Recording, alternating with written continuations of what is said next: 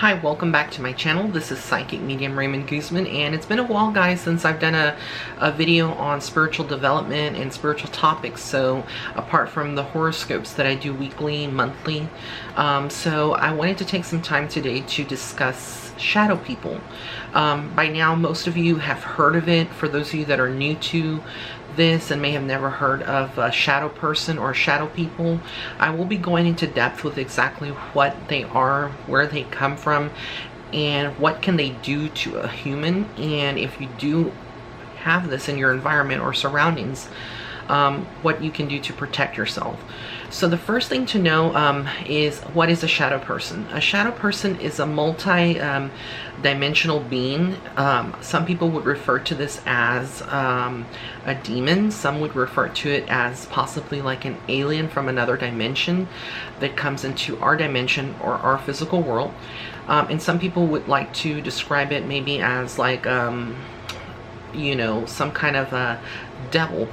For the purposes of this video, and my experience with them, and I'll go over some of my experiences with shadow people, is typically I believe in that they are sort of like an alien, a multi-dimensional being that comes from outer space, extraterrestrial. But I think they're like a mixture of extraterrestrial and kind of like a fallen angel. So they have almost like demonic and extraterrestrial DNA or type of energy.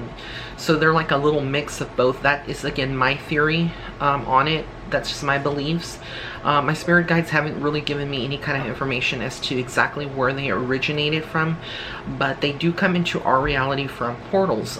These would be access points or gateways that typically are located anywhere. It can be anywhere in the world. They do hang a lot around houses and abandoned places.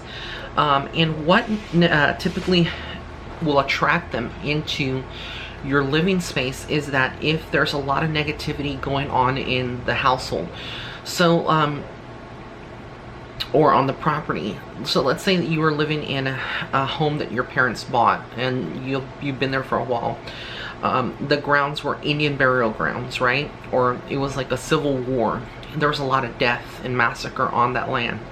Well, that's already like a hot spot for shadow people. They would love to hang around in chaotic environments that have been imprinted with residual energy, and also energy that has been, you know, just tainted. So there hasn't been maybe like any blessings done on the land, no shamans brought in to do energy clearing, or people who can do transference or try to kind of heal or do a cleansing of the property or the land. So typically these are like hot spots where these beings will come into our dimensions and our reality, and they like to stay in there in that particular area because they feed off of the energy that was imprinted on that property or that land or that space. Now, in a household, typically people who are very negative, maybe they have addictions that they're battling, people who are extremely ill, people who may have spiritual gifts. It could be, usually you'll find them in a household where at least one or more people in the household have spiritual abilities. They may not be the same. When I say spiritual abilities, I'm referencing to telepathy. I'm referring to the ability to be a medium. You have some kind of clairvoyance, some kind of you know, spiritual ability. And basically this is you know, you combine that, and then you combine, you know, any negativity that's going in the house, and it can be like a perfect storm to invite these shadow beings, and they step into into our reality.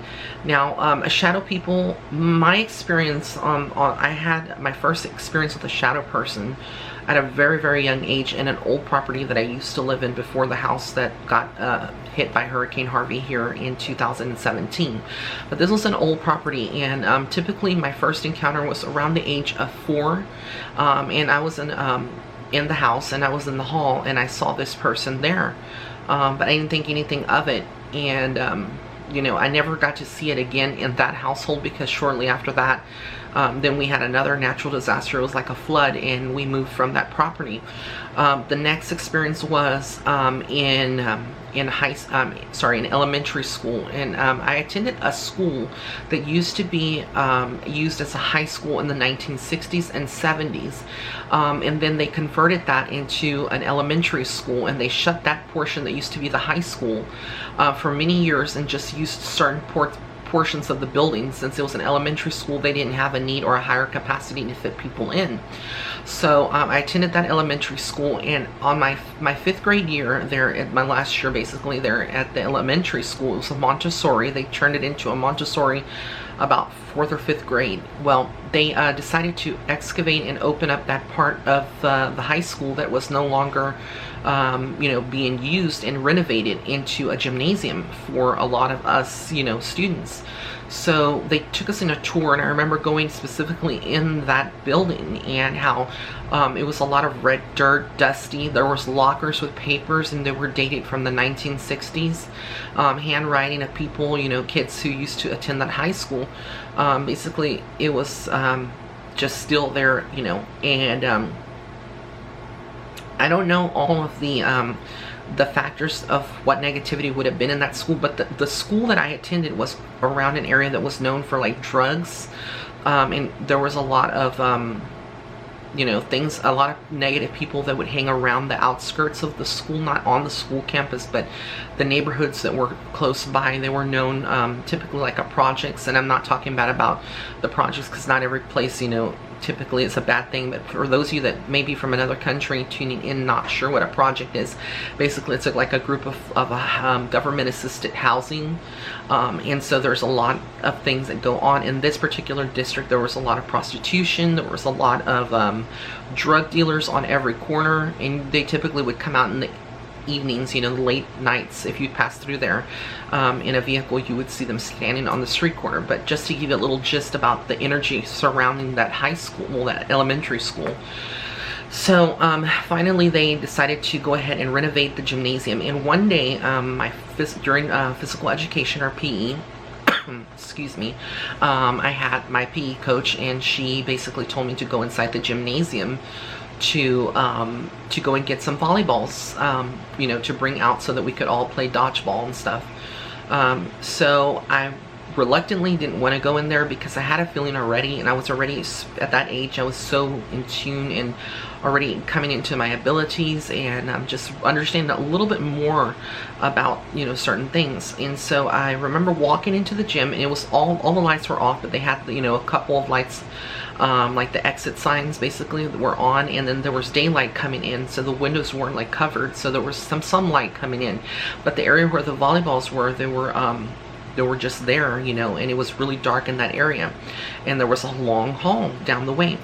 Well, I remember going in and getting the sack of balls, from there, and as I was doing that, I looked up immediately, and I had one of those carts, like a push cart, shoved. It was thrown to me, directly at me, and if I wouldn't have moved out of the way and reacted promptly, I would have been seriously injured, either a broken leg, because it was coming at a full speed velocity. So I quickly looked in the direction of where that cart was being pushed at, and I didn't see anybody there at all pushing it. So I immediately looked down, and then I looked back up, and I saw the shadow person. Now this thing was a pure black shadow, like a silhouette, but darker than the color black, like the black Crayola crayon or marker. It's blacker than night, and it was fairly tall. It was about 7 to 8 feet tall. It was a silhouette of a man, very broad shoulders. I remember distinctly he had a hat. It was a round hat. So a lot of people that say that they see shadow people, typically they can appear in different forms, but it's always a shadow, and usually they have a hat on. But that's not always, they don't always wear a hat. They can shape shift into different shapes. But I saw him as, this is how I saw him. That was my first, second experience. And I remember when I saw him, he had a knife. He was holding like a sharp knife in his hand. I was so scared I ran out of the gymnasium, and I thought it was like my imagination. Well, as I was coming out, my friend Joanne came in with me back into the gymnasium to get the other balls because I didn't get them. There was 2 sacks they wanted me to bring out, and I only got to get 1. Well, as we went in, she went in with me. I told her my experience. I said, Joanne, let's be careful.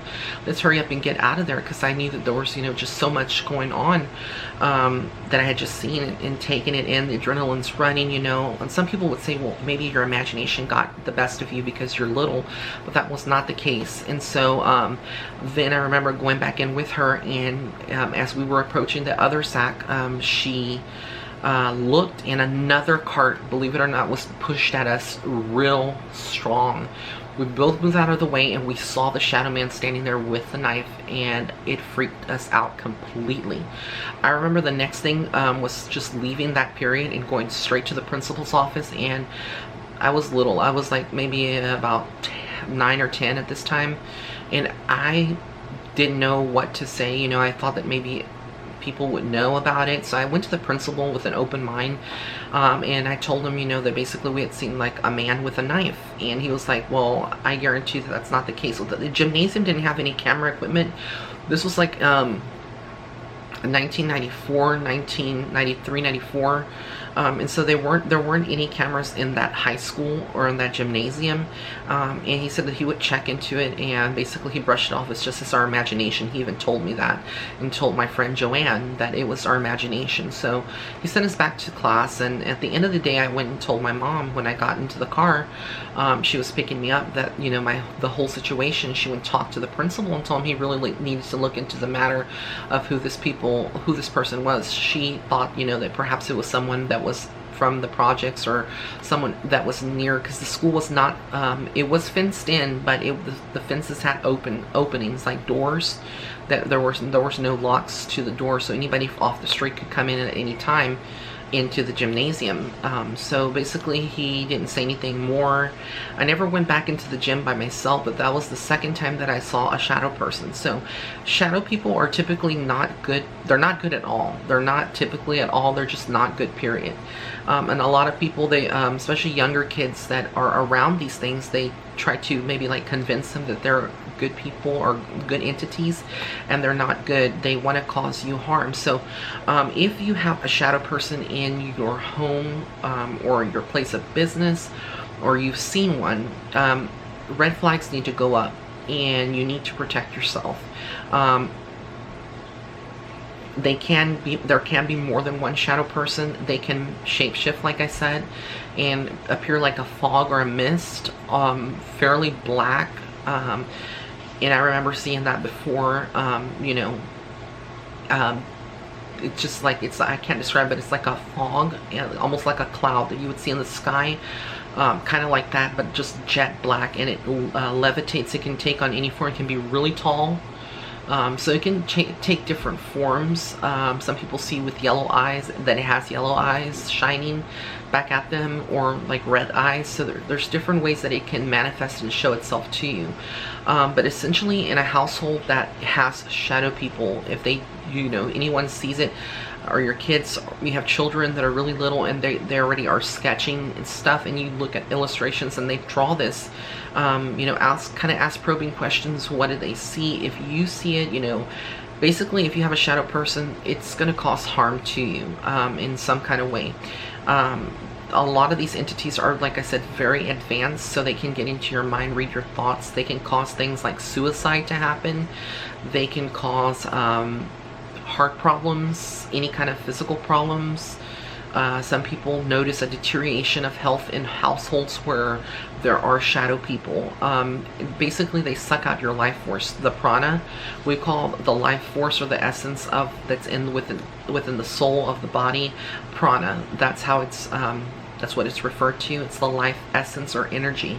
And basically, these things, these beings, these shadow people, like to suck out that life force from you, slowly killing you. They're basically taking your life. So if you are around a shadow people, a lot of families tend to move, because the activity only gets worse. And if you start like bringing in like people to do investigations or things of that nature, it can make it worse because they know that, like I said, they're very intelligent, that you are there.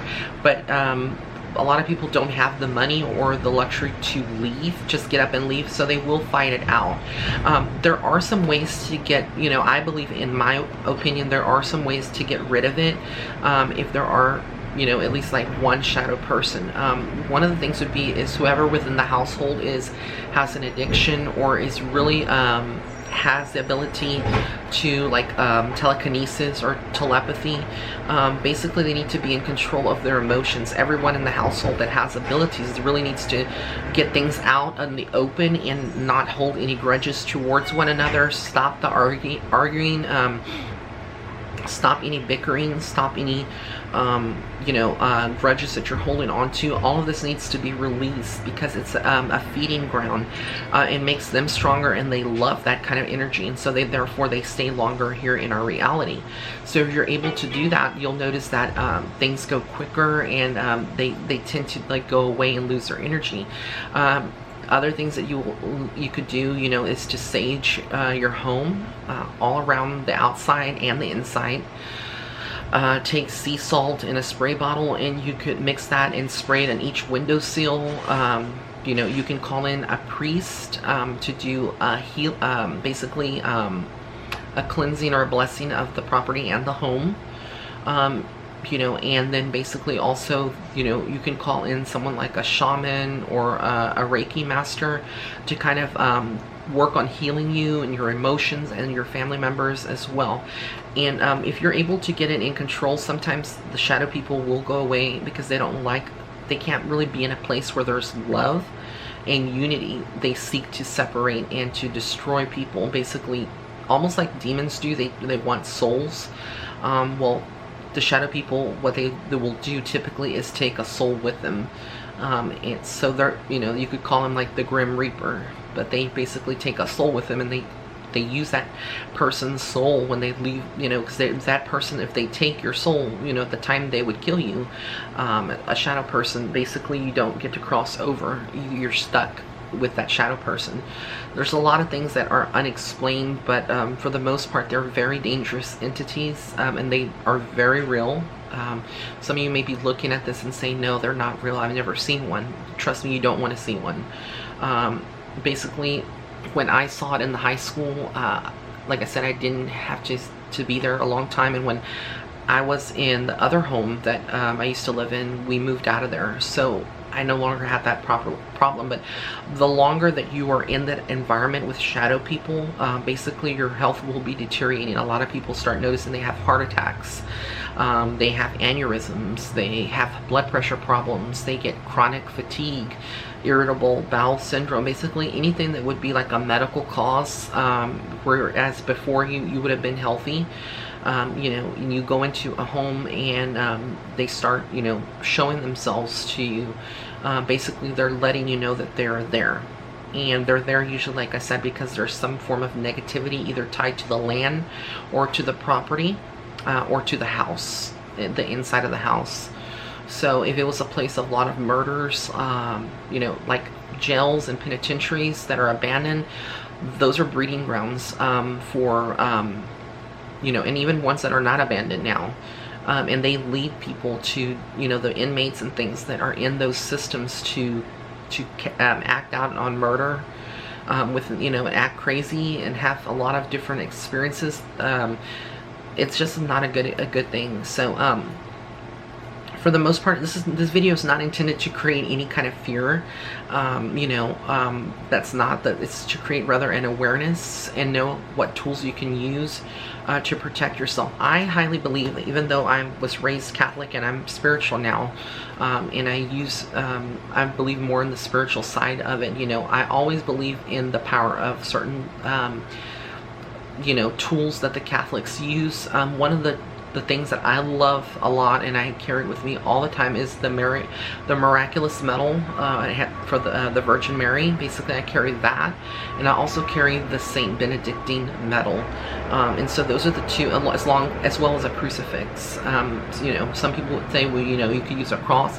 But basically, I use these for forms of protection as well as crystals. I work with crystals a lot, and prayer and faith in God. And a lot of people say, well, if you have a high faith in you know, in God and your faith, they can't bother you, but they really can, you know. So even though you have that faith, you still need to use other precautions and work on your emotions, the things that are going in your family that are dysfunctional. And you know, if you've tried all of that and all of it's exhausted, call in a professional. And if they can't seem to get rid of those entities or beings, then you know, the last step or resort would be to move from that property. And they typically don't follow you, and I say typically because every case is different.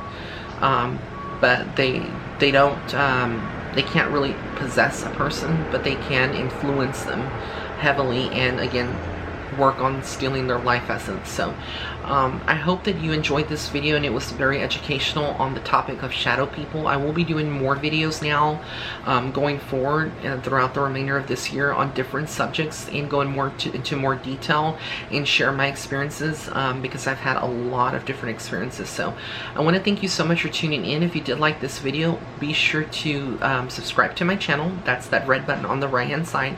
Go ahead and hit that, and then also be sure to hit the thumbs up and like the video. And if you would like to seek a private reading with me, you can go to my website. That's www.raymondguzman.net/shop, and that will take you straight to my website to book a reading. Other than that, be sure to check out my horoscopes on a weekly basis and a monthly basis, and check out your yearly horoscopes if you haven't either. And check out my playlist. I have a lot of developmental and spiritual videos that I have created. So thank you once again for tuning in. Blessings and love and light.